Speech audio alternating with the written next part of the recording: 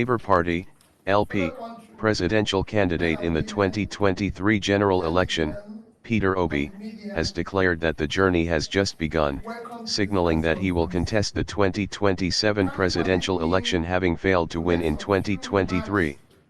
Speaking during a press conference following the Supreme Court judgment of Thursday, October 26, 2023 on his appeal against the verdict of the Presidential Election Petitions Court, PEPC, Obi, who thanked Nigerians for their support in the last election, reiterated that the journey has just begun. Nigerians who supported our cause have done so out of patriotism and their sincere conviction that our nation requires and deserves dedicated and visionary leaders who will lead Nigeria toward a brighter future. The energy and dedication of Nigerian youths and the obedient movement have been simply amazing. I appreciate and salute them. I want to assure them that this is not the end of our journey, but in fact, the beginning. Nigeria heard you. The world has taken note and will not forget so easily. We shall endure, persist, until we get to our destination, because a new Nigeria is our destination. A destination, not an event, Obi said, signaling his readiness to run for the office of the president in 2023, as someone who has previously benefited from the rulings of the Supreme Court on electoral matters. I have, after a period of deep and sober reflection, decided to personally and formally react to the recent judgment, as most Nigerians have. Because we are confronted with very weighty issues of national interest, I will speak forthrightly. As students, young lads at CKC, Onitsha, we were taught values and admonished to always choose the harder right, instead of the easier wrong. Setting legal issues aside, the Supreme Court exhibited a disturbing aversion to public opinion, just as it abandoned its responsibility as a court of law and policy.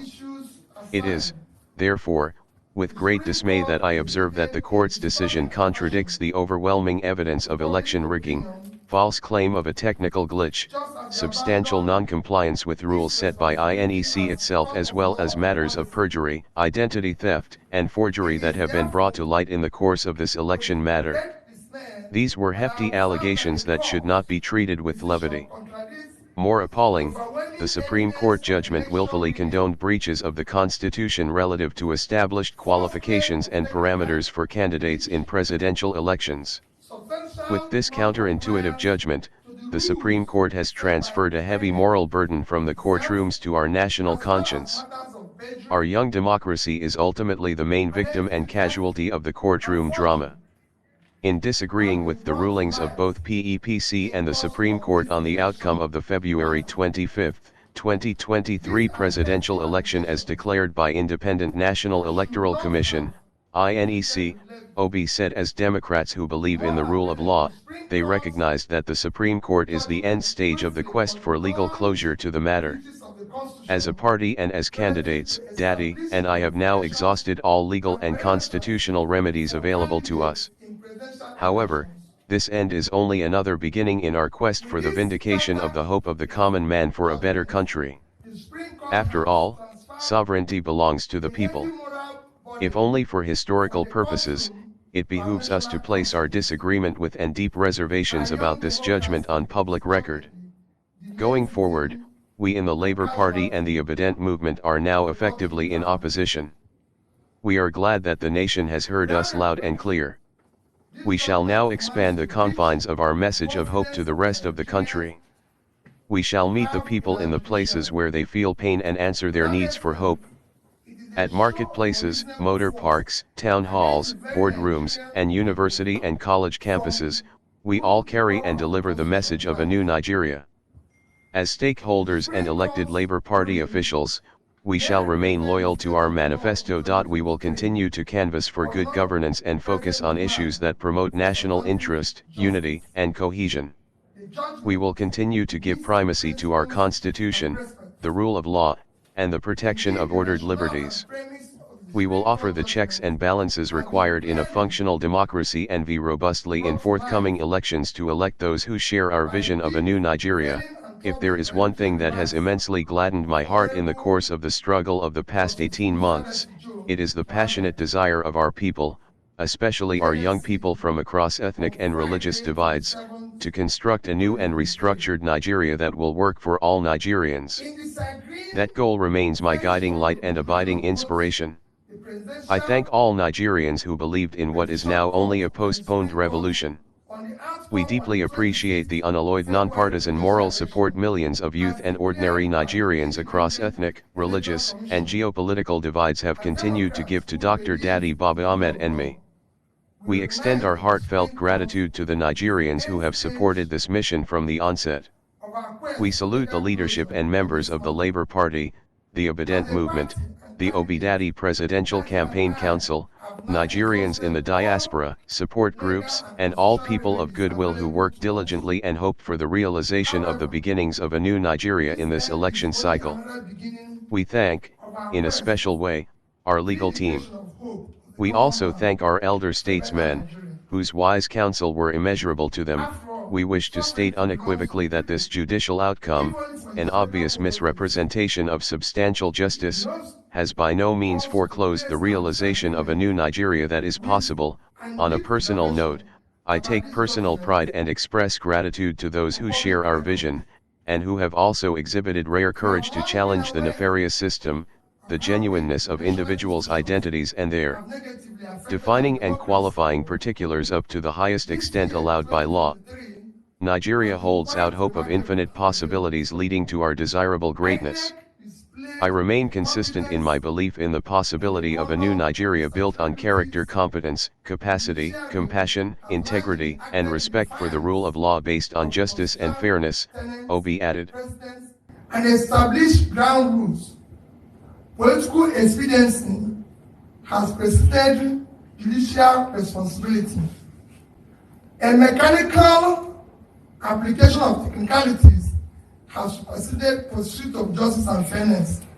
Both INEC and Supreme Court, as referees respectively, shifted the goalposts in the middle of the game. Where the value and import of INEC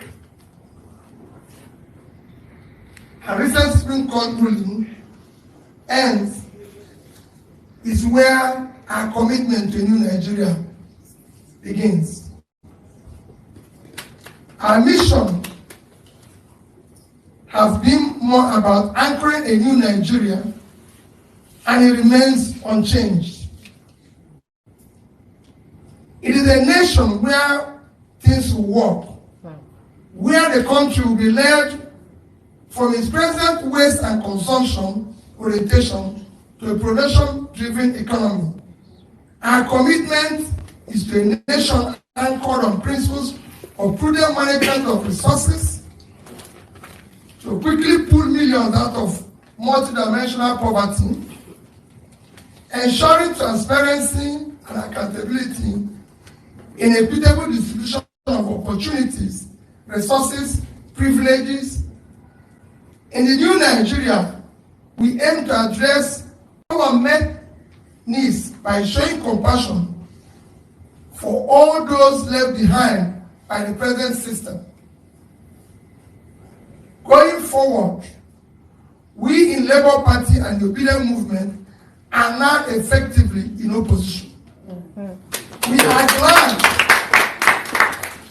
are glad that the nation has heard us loud and clear.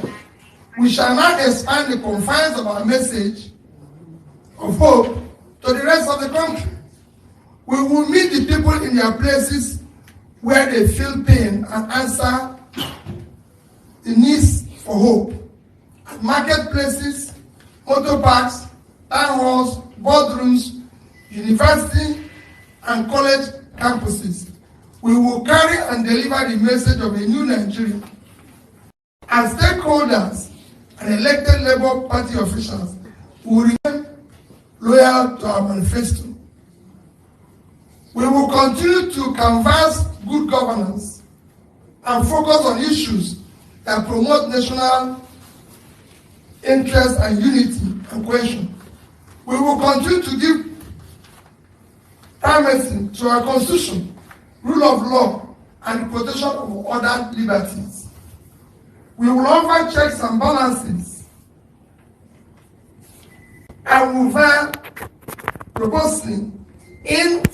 upcoming elections to elect those who share our vision of a new Nigeria.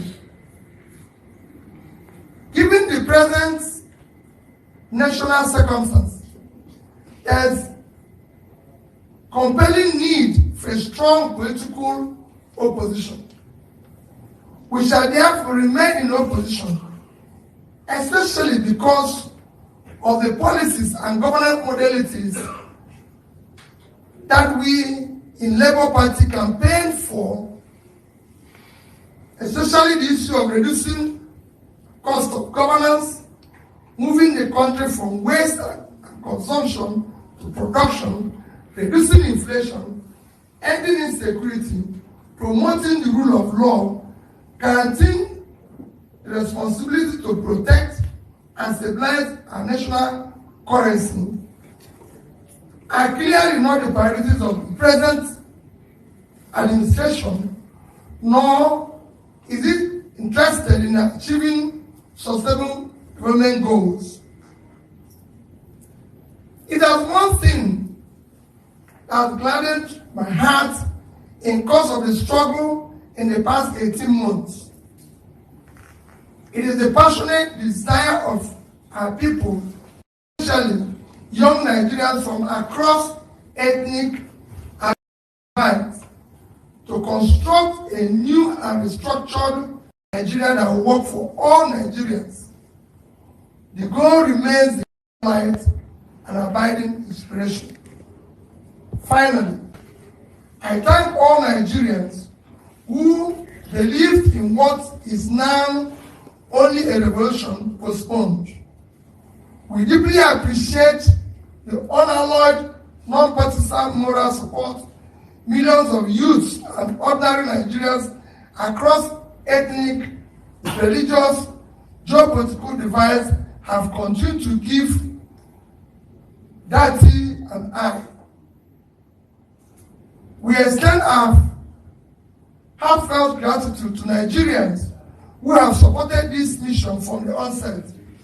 We salute the leadership and members of the Labour Party, the Obedient Movement, the Obedient Presidential Campaign, Nigerians in diaspora, support groups, and all people of goodwill who work diligently and hoped for realization of the beginning of new Nigeria in this election cycle. Nigerians who supported our cause have done so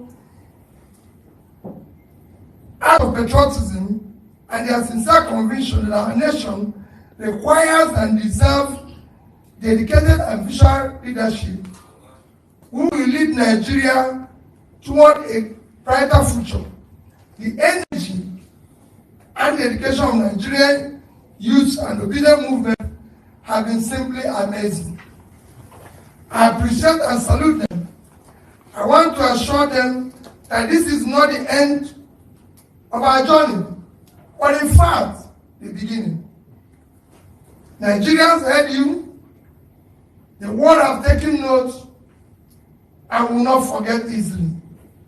We shall endure, persist, until we reach our destination, because new Nigeria is our destination. A destination is not an event. We thank in a special way our legal team. We also thank elder statesmen whose wise counsel were immeasurable. To them, we wish to state unequivocally that this judicial outcome, an obvious misinterpretation of substantial justice, has by no means foreclosed realization of a new Nigeria that is possible. On personal note, I take pride and express gratitude to those who share our vision, who have exhibited rare courage to challenge the nefarious system, the genuineness of individuals, identities, and their defining and qualifying particulars up to the highest extent allowed by law. Nigeria holds out hope of infinite possibilities leading to undesirable greatness. I remain consistent in my belief of a possibility of a new Nigeria built on character, competence, capacity, compassion, integrity, respect for the rule of law based on justice and fairness.